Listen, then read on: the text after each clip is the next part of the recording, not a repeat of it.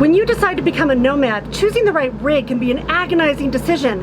Today, I'm going to try and make that a little bit easier for you, and I'm going to tell you why I chose the rig that I did and what I learned after that purchase.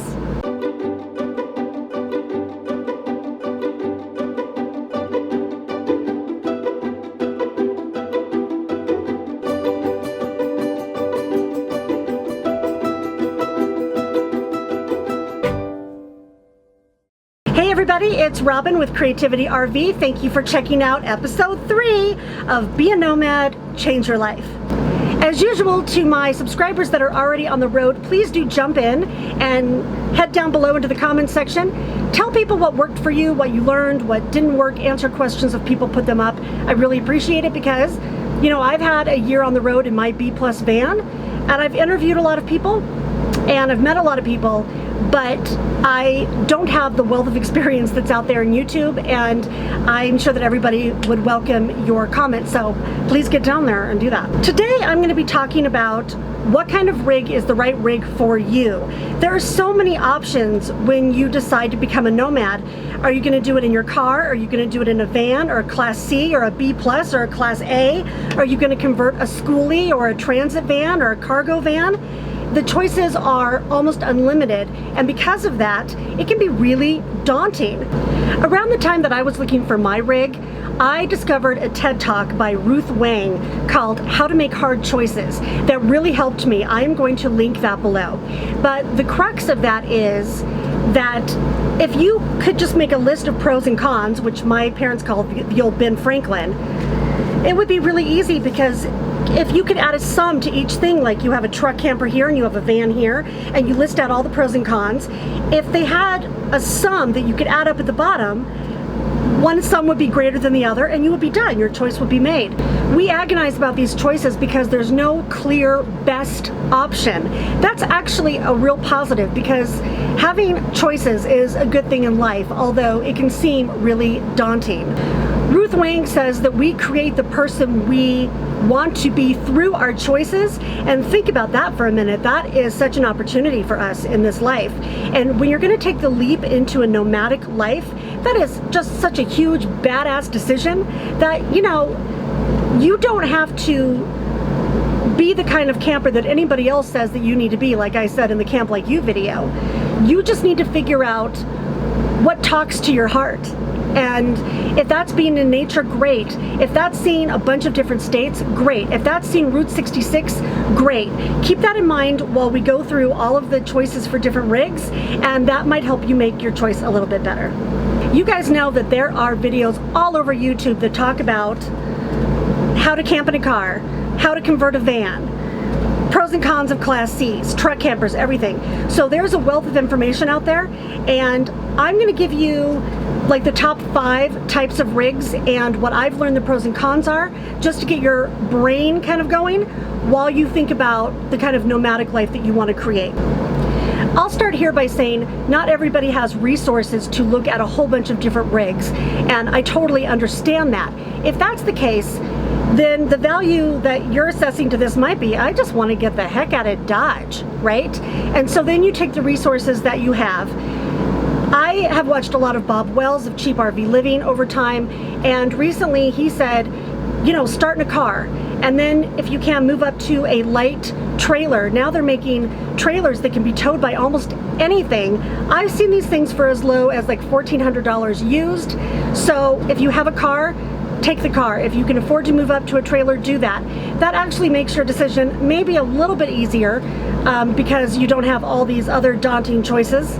Not that it's better or worse, it just is what it is. And I think that if you are ready to live the nomadic life and you just want to hit the road in whatever you can hit the road in, do it. Okay, let's start with your basic van. A van is great because it's quick. It can be more affordable than maybe a B+ or a C or an A. It can get up and go fast. You don't have a slide to put in. You don't have jacks to put up. It gets better gas mileage. And for a lot of people, it's affordable. You can get a used van for $3,000. I've seen people $5,000. It just depends on how new of a van you want to get, and if it's already stripped out inside, or if you need to do that, and the cost of making it your own. Another cool thing about a van is once you strip it out, you can do a ton of stuff with it. If you go onto Instagram and put van life or van build, the things that people do in vans are absolutely amazing. Now let's talk about the cons of a van. There's no shower per se. You need to have a composting toilet, which is no big deal. But if you see yourself taking showers in like a campground, or you can have an exterior shower outside, it's no big deal. By the way, go to creativityrv.com. Yesterday I actually put up an interview with a van lifer where she talks about showering and all that stuff, so that might be a good resource if you're thinking about a van. There's not usually a big refrigerator, so if you're a foodie and you like to cook, that's a con for a van. Also, if you do go into cities and you like to move a lot, then there's the stress of having to move every night. One thing I have heard from van lifers is that having to find a new spot every night can be a little bit stressful. But you can always take a van out into the woods and stay there for weeks too. So a van is a good option if you're looking for mobility and cost. Okay, let's talk about a truck camper. A truck camper is great if A, you already have a pickup truck, or you can get one for cheap and you're on a budget. You can get a used camper to go on top of your truck for cheap. I mean, I've seen them for like $1,000 on Craigslist. Of course, you want to check for things like leaks and make sure everything works mechanically, but you can lift up the truck and you can go into the backcountry, which I wish I could do in my B+. So if you see yourself as a backcountry person, that's great. A truck camper gets better gas mileage than maybe a C or a B+ or an A, but not quite as good as a van. So, you know, it's kind of like the Goldilocks method of finding the right rig for you. It's like good, better, best. A van is small, a truck camper is the next size up. Some of them have slides. It's a little bit more space and storage.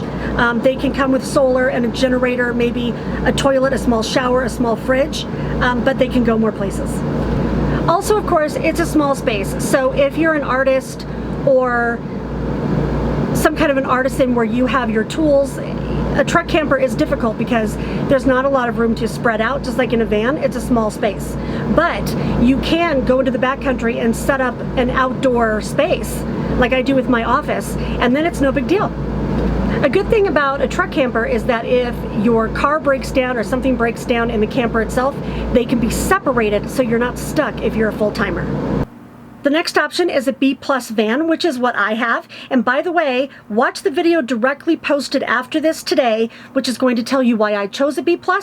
I bought it new, and I'm going to tell you if I would do that again. It's an interesting story. I spent a lot of time in the shop, and I'm going to tell you how I got paid for that. But for now, I'm going to tell you the pros and cons of B+ vans in general. So the industry for B+ vans is really interesting right now because there's a lot of manufacturers that are starting to make these. There is a demand for a smaller type of RV that can go more places, which is one of the reasons that I chose a B+. Now, there are pros and cons to these models. The pros are these. They're nimble. You can take them into a city. They can be a little stealthier, so if you want to stealth camp, you can do that. I do it all the time. They are better on gas mileage than some of the bigger rigs are. They have some storage, but they're still a little bit small. And you can take them into a lot of campgrounds like national park campgrounds, which require campers to be 25 feet and under. Another really good thing about a B+ is that the resale value is a lot higher. I'll talk about that in my next video as well. But here are some of the cons. They are not the most rugged vehicles. I mean, if you guys know how to lift a 25-foot B+ van, please tell me in the comments below, because I find that sometimes I don't have the clearance to go down every road I'd like to go down in my B+. Another thing is that they can be kind of pricey. The demand is high for these, but like I said, the resale value is also good. They don't have as much room as some of the bigger Class C's and Class A's. They kind of split the difference down the middle. Okay, let's talk about your classic Class C RV, the one with the overhead compartment. There is a lot of storage up there. It gets decent gas mileage depending on the age and the weight and how much stuff you're going to have in there. I've seen them as little as 22 feet. I mean, up to 30 feet I think is pretty standard. If you saw the video I did with Organize It with Tiki, she took a 22-foot RV and completely gutted it. They call it the penthouse inside. So the good thing about a Class C, if you're going to get it used, at least to me, is that you can rip it out and totally make it your own. I've also thought about doing this to have a good workspace. So if you're an artisan, or you need to carry tools, or you need a space to do other things, a Class C is pretty good because you can have a bed and a dinette and a kitchen and a shower and all of that in a pretty small space. Now the downfall to a Class C is that they can have a lot of problems as they get older with like leaking and things falling apart, but you learn as you go along that you just roll with it and fix things as they come. I'll talk about that. Another downfall to a Class C is that there are so many in the marketplace that they depreciate really quickly, and so if you're going to get one, just know that when you go to sell it on the back end, you're probably going to lose some money on that. But if you find one that you fall in love with and it's a good deal and it talks to you, then a Class C is great. It can actually go into more backcountry places.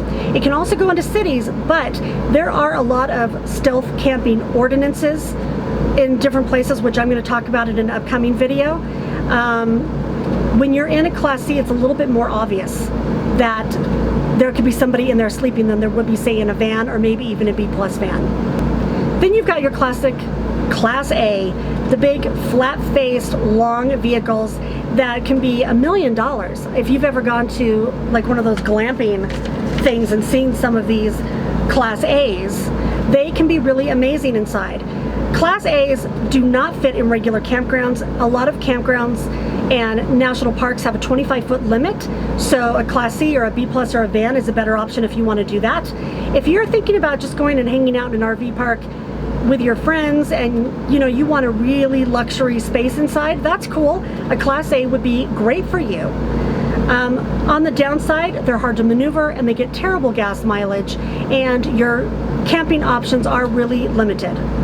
Another option is a trailer. So a trailer is cool because you can have your truck and then your trailer, or your truck and a fifth wheel. I'm going to go ahead and put these in the same category.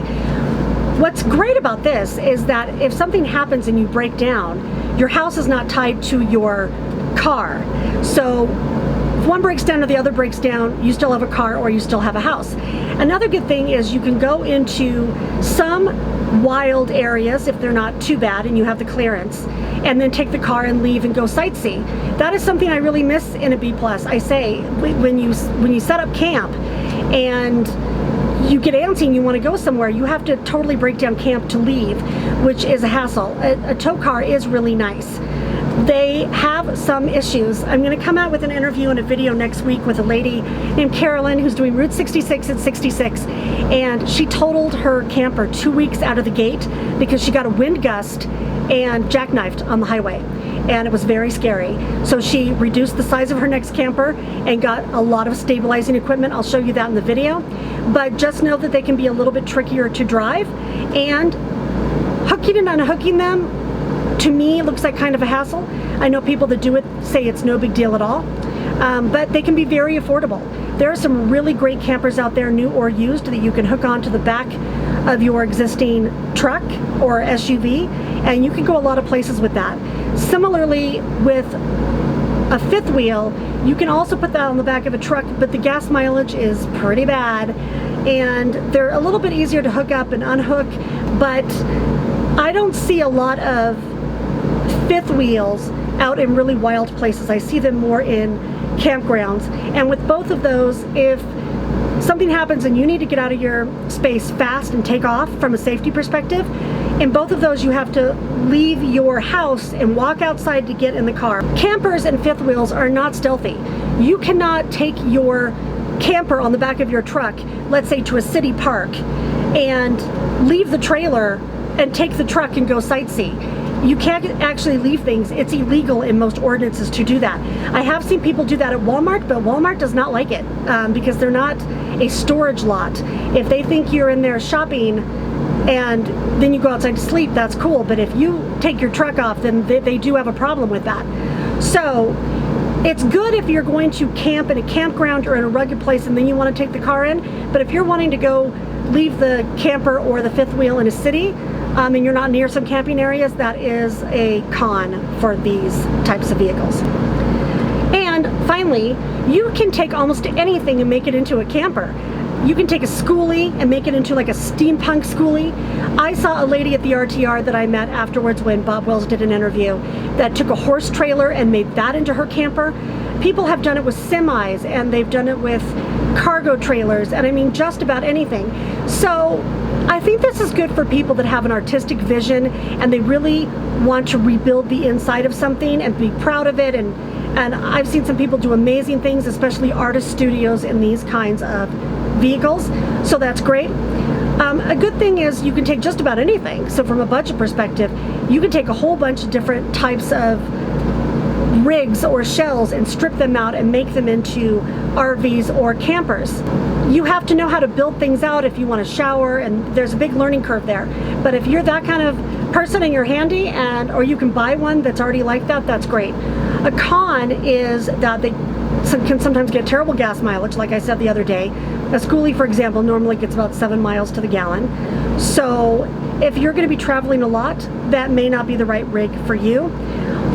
Also, the upkeep on some of these vehicles, especially if they're older, can be difficult, and it's almost impossible to stealth camp.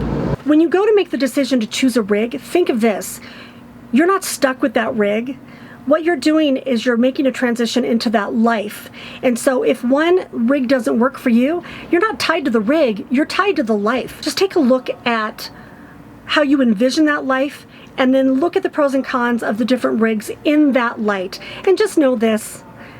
It's just a car. I mean, maybe if you build it out and it's your baby, that's great, that happens, and this is my baby, this is Sweet Pea, and I'm really torn about ever leaving Sweet Pea, but now I'm going to take the information that I have and I'm going to run with it, and you can too. I hope you guys found this video helpful. If you did, please do like and share and subscribe, and after you subscribe, there's a little bell. Hit my bell, and it will tell you when I have new videos coming out, and come back next Sunday for part 4 of Be a Nomad, Change Your Life, where I'm going to get into boondocking. And like I said, I'm going to give you an arsenal of information to give you all kinds of camping options for cheap and for free. This is Robin with Creativity RV. Thanks everybody, and have safe travels out there, and be free.